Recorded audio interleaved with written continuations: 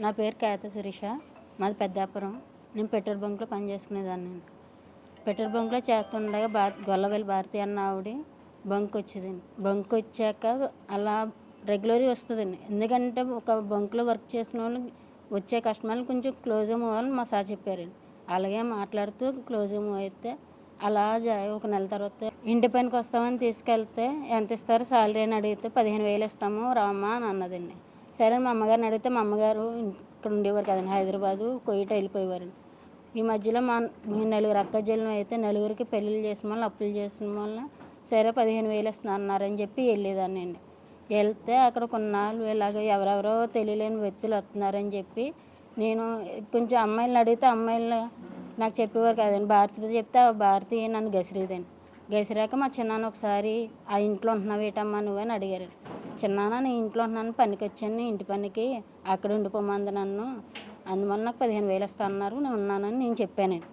చెప్పాక ఆ ఇల్లు ఎలాంటిదో నీకు తెలుసా, మన పొరువంతా తీసేస్తున్నామని చెప్పి నాకు నిజంగా తెలీదు ఆ ఇల్లు అని నేను అన్నాను. అన్న తర్వాత మా చిన్నాన్న చెప్పారండి ఆ ఇల్లు ఏంటన్నది. చెప్పిన తర్వాత ఇంక నేను అక్క నేను ఈ పని మానేస్తాను, నేను చేయనాక నా జీతం డబ్బులు నాకు ఇచ్చేయి నేను అంటే, నీకు జీతం డబ్బులు కట్ట ఇవ్వాల్సిన పని లేదు, నిన్ను ఇంటి పనికని రానివ్వలేదు, వ్యభిచారం చేస్తామని చెప్పి తీసుకొచ్చాను నిన్ను, నువ్వు వ్యభిచారం చేయకుండా వెళ్ళిపోతానంటే నేను ఎలా ఊరుకుంటా అని చెప్పి ఒక గదిలో నన్ను బంధిస్తుంది. అలా బంధించేస్తే 4 రోజుల దాకా నేను తిండి తిప్పలు లేకుండా గదిలో ఉన్నా. బయటికి రావడానికి నాకు అస్సలు లేదు. అమ్మాయిలేమో ఎక్కడికో పంపించేదండి. అమ్మాయిలే సహాయం కోరుదామన్నా వాళ్ళు కూడా ఉండేవారు కాదు. కొన్నాళ్ళకి రౌడీ బ్యాచ్ వచ్చేవారండి. వాళ్ళు తాగుబోతులు గంజాయి బాచోళ్ళు కూడా. వాళ్ళు నలుగురు వచ్చి నేనున్న గదిలోకి వచ్చేవారండి. వచ్చాక నన్ను కొట్టడాలు, ఆ బ్లేడ్లతో కోయడాలు అన్నీ హింసించేవారండి. నువ్వు వ్యభిచారం చేయకపోతే నీ చావు తప్ప ఏముండదని చెప్పి బెదిరించారండి. బెదిరితే అయినా నేను ఒప్పుకోలేదండి.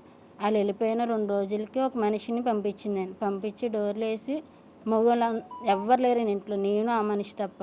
వెళ్ళిపోతానని చెప్పి డోర్లు తీసుకున్నా ఎవ్వరు రావట్లేదండి. అన్నీ తాళాలు వేసి వెళ్ళిపోతే ఆయన నన్ను మానభంగం చేశారండి. చేశాక అలా కొన్నాళ్ళు బలవంతంగా వ్యభిచారం చేయించుకున్నాను నా చేత. వ్యభిచారం చేసి ఇంట్లోంచి బయటకు రావడానికి నాకు అస్సలు దారి లేదండి. ఎక్కడికి వెళ్దామన్నా సరే కుర్రోళ్ళు బ్లేడ్లు ఇచ్చుకొని కత్తులు ఇచ్చుకొని తిరిగేవారండి. తిరుగుతున్నారని చెప్పి అడిగడ్డానికి లేకపోతే కొన్నాళ్ళు అలా చేస్తూ కూర్చున్నాక నాకు అప్పుడు 5వ నెల వెళ్ళిన 5 నెలలకే నేను ప్రెగ్నెంట్ అండి.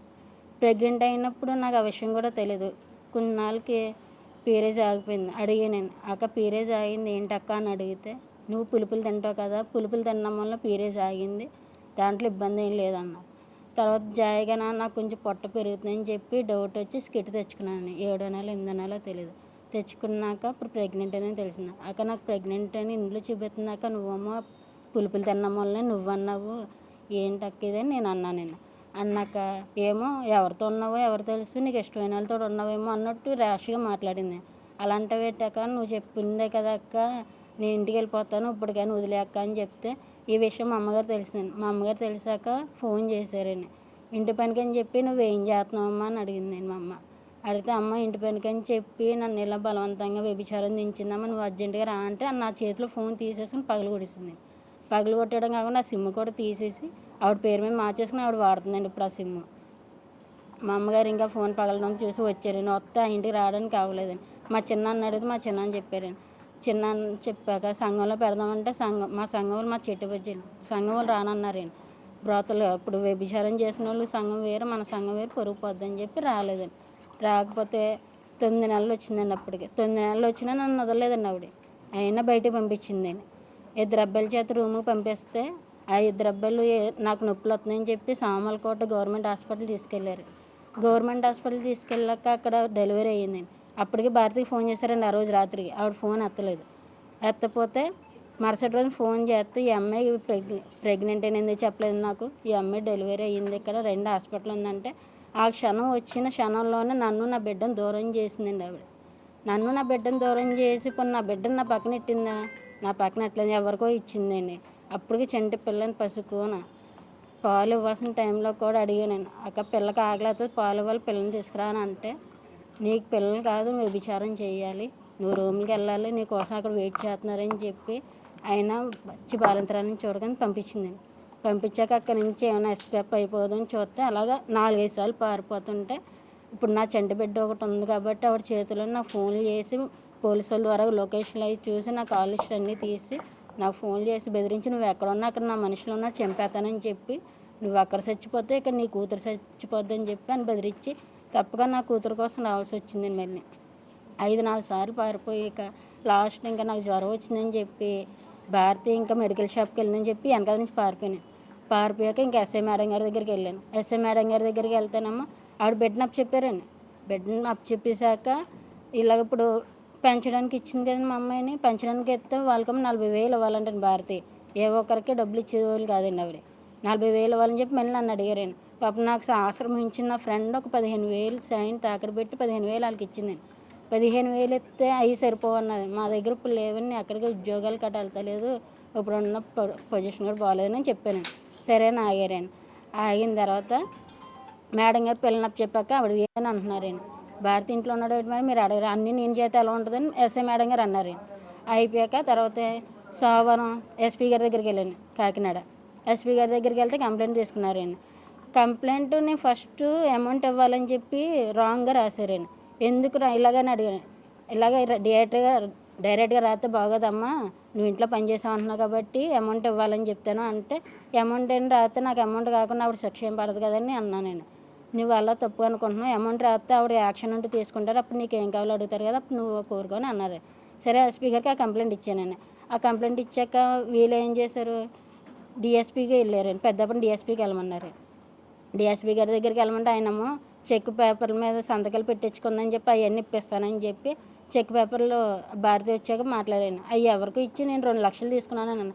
అప్పటికన్నా నేను సార్ తోటి, సార్ 2 లక్షలు నేను ఎలా తీసుకున్నాను, నాకు ఆవిడ దగ్గర నుంచి బోల్ డబ్బులు వస్తే నేను రూపాయి ఆశించట్లేదు, ఆవిడకి ఏమైనా శిక్ష వేస్తారని నేను చూస్తున్నాను, ఆవిడకి ఎలాంటి న్యాయం, ఆవిడకి మాత్రం న్యాయం జరిగింది, నాకు ఎలాంటి అన్యాయాలు జరుగుతున్నాయి, ఎక్కడైనా డబ్బు ఇచ్చుకుని కొన్నదే జరుగుతుంది సార్ అని అడిగాను. అన్నాక సార్ అన్నారు, చెక్ పేపర్ ఎవరి దగ్గర ఉన్నాయంటే ఎవరి దగ్గర కిల్లంపూడిలో ఉన్నాయని ఎవరి దగ్గర ఆయన పిలిపిస్తాను, ఇప్పుడు వచ్చి పిలిపించలేదండి. ఆవిడైపు వచ్చారండి. భారతి వచ్చిన ఒక్క రోజులోనే మారిపోతున్నారు మనుషులు, ఏం చేస్తుందో తెలియదండి. అంత డబ్బు మహిమండి అక్కడ. అది అయిపోయాక మళ్ళీ ఎస్పీ గారి దగ్గరికి వెళ్ళానండి. సార్ ఇలా ఏంటంటే మీకు డిఎస్పీ గారేనమ్మా, ఇంకా ఎస్పీకి ఆఫీస్కి రావాల్సిన పని లేదని అన్నారండి. ఇంకెలా కాదని చెప్పి ఏలూరు డిఐజీ గారి దగ్గరికి వెళ్ళాను. డిఐజీ గారి దగ్గరికి వెళ్తే ఎస్పీ గారు ఫోన్ చేస్తే మళ్ళీ ఎస్పీ గారు ఆఫీస్కి వెళ్ళమంటే మళ్ళీ వెళ్ళానండి. వెళ్తే చెక్ పేపర్లు అయ్యి ఆలోచిస్తున్నారు తప్ప భారతీకి అంటూ ఎలాంటిది ఏ శిక్ష వేయట్లేదని చెప్పి బాధపడ్డానండి. అడిగానండి ఎస్పీ సార్ని, సార్ మరి చెక్ పేపర్లు ఇస్తున్నారు, నేను 5 సంవత్సరాలు ఇంత నానా నరకం అనిపించి నన్ను రక్తమాసం అంతా అమ్ముకొని ఇంత టార్చర్ అనిపించాను, అలాంటిది 2 సంవత్సరాలైనా ఆవిడకంటూ ఏదైనా మీకు తెలుసు కదా న్యాయం అంటే ఏటన్నదని నేను అడిగానండి. చేస్తానమ్మా, ముందు మీ చెక్ పేపర్లు చేశాక ఇప్పుడు చేస్తాను, యాక్షన్ తీసుకుంటాను అన్నారు, కానీ ఇప్పుడు వచ్చి తీసుకోలేదండి. తీసుకోకపోతే ఇంక ఇసుపు వచ్చిందండి. ఇసుపు వచ్చేస్తే ఊరేసుకోబోయానండి. నేను సత్యప్రమాణం చెప్తానండి. నా బెడ్ని అలా పెట్టి నా ఫ్రెండ్ ఒక షాప్కి వెళ్ళిందండి. షాప్కి వెళ్తే ఊరేసుకోబోతుంటే ఏడుపుని పడుతుందని గడేసేసానండి. తాళం కూడా వేయలే, గడేసేస్తే ఏడుపుని పడుతుందని చెప్పి డోరు పగలగొట్టేసింది మా ఫ్రెండ్. డోరు కొడితే అప్పుడు మా పిల్లకి స్టూల్ వేసుకుని గడితే ఊరేసుకుంటున్నాను చెప్పి మా ఫ్రెండ్ వచ్చిందండి. ఇలా కాదని చెప్పి విజయవాడ తీసుకెళ్ళిందండి పవన్ కళ్యాణ్ గారి దగ్గరికి. అక్కడికి వెళ్ళామండి. వెళ్తే అక్కడ ఎలా న్యాయం జరిగిందని చెప్పి కంప్లైంట్ మార్చి మరి పెట్టుకెళ్ళానండి. నేను కంప్లైంట్ మార్చి పెట్టుకెళ్ళినప్పుడు అక్కడ 2 రోజులు ఫోన్ చేస్తానన్నారు, చేయలేదండి. ఇలా కాదని చెప్పి బాధపడుతూ వస్తుంటే అక్కడ విలేకరులు ఉంటారు కదండి పవన్ కళ్యాణ్ గారి దగ్గర, బయటకు వచ్చానమ్మా నీకు ఎక్కడికి వెళ్ళి న్యాయం జరగట్లేదు అంటున్నావు కదా, నీకు నెంబర్లు ఇస్తాను, 6-7 నెంబర్లు ఇచ్చారు. ఫోన్లు చేశానండి. లాస్ట్ తులసి మేడం గారు అటాక్ చేశారండి. మాది తులసి మేడం ఫోన్ ఎత్తగానే హైదరాబాద్ వచ్చానమ్మా, మీ బాధ ఇక్కడ చెప్పుకొని మీకు న్యాయం చేస్తాను అనగానే పాపం మేడం గారు దేవుళ్ళ మాకు న్యాయం చేశారండి. ఆవిడ న్యాయం చేసిన వల్ల నేను ఇప్పుడు ఎంతలా మీతో ఇలా మాట్లాడగలుగుతున్నాను. ఇప్పుడు వచ్చి ఏ ఒక్కరు నాకు న్యాయం చేసేది లేదు. 5-6 నెలలు ఎండకుండా లేకుండా పిల్లలతో అంత బాధపడినా మాకు న్యాయం చేసేవాళ్ళు ఎవ్వరు లేరండి. తులసి మేడం ఒక్కరే న్యాయం చేశారండి. ఆవిడకంటే దండం పెట్టాలని దేవుళ్ళో వచ్చిందండి ఆవిడ మాకు. ఆవిడ న్యాయం చేసిందని చెప్పి ఆ వీడియో యూట్యూబ్లోకి వచ్చిందని చెప్పి వీళ్ళందరూ మొన్న సీఏ గారు ఫోన్ చేశారండి నాకు. ఫోన్ చేస్తే అమ్మ ఏటి డబ్బులు సెటిల్మెంట్ కదంట కదమ్మా, రెండమ్మ తేల్చేస్తాను, ఏటన్నా తేల్చేస్తాను అన్నారు. అప్పటికే భారతిని అరెస్ట్ చేయలేదండి. అరెస్ట్ చేయకుండా మేము వెళ్ళిపోతాం, మా ప్రాణాలకి అడ్డు కదండి. మా ప్రాణాలకి అడ్డు అయినప్పుడు మేము ప్రాణాలు పోగొట్టుకోవడం ఎందుకని చెప్పి ఎక్కడెక్కడో తిరుగుతున్నాం. ఎక్కడెక్కడో తిరిగినప్పుడు అలా ఫోన్లు చేశారండి. నేను వెళ్ళిపోలేం కాదని. సరే మేడం గారు అన్నారు. తర్వాత మేడం గారు నెంబర్ ఇస్తే ఇక్కడికి వచ్చి చెప్పుకున్నామా, తర్వాత మీకు రక్షణ అన్నది కలిగిస్తాం, మాకని ప్రాణహాని ఉందండి, మాకంటే ఎటువంటి లేదండి. ఇప్పుడు ప్రజెంట్ భారతి ఎక్కడ దాక్కున్న విషయం కూడా ఎవరికి తెలియదండి, అందులో ఇద్దరికే తెలుసండి. ఇప్పుడు మధు అన్న అబ్బాయి అందరూ రాజకీయాలు ఉంటారండి, అప్పుడు ఆ రాజకీయాలు ఉన్నారని చెప్పి ఇప్పుడు ఎస్ఐ మేడం గారి దగ్గర కాలు మీద కాలు వేసుకుని ఏం చేస్తాం అన్నట్టు మాట్లాడుతున్నారండి. అంతలా కాలు మీద కాలు వేసుకోవాల్సిన పని వస్తుందండి ఎస్ఐ గారి దగ్గర. ఎస్ఐ దగ్గరే కాలు మీద కాలు వేసుకున్నారంటే రాజకీయాలు ఉన్నారు మూలన ఇప్పుడు ఎవరు అబ్బాయిని ఏం చేయట్లేదు. మమ్మల్ని ఇప్పుడు రప్పించమన్నారండి, రప్పిస్తే ఏం మర్డర్ చేస్తారని మా భయంతో మేము ఉన్నామండి.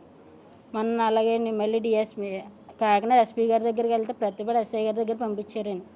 ఎస్ఐ మేడం ఒక ఆడదే ఇలా సిగ్గిడ్చుకుని చెప్పిందంటే ఎంతలా ఉంటారండి, ఒక మేడమే కదా, అలా ఎలా మాట్లాడారని అంత దారుణంగా మాట్లాడారంటే అంత దారుణంగా మాట్లాడిందండి ఆవిడ.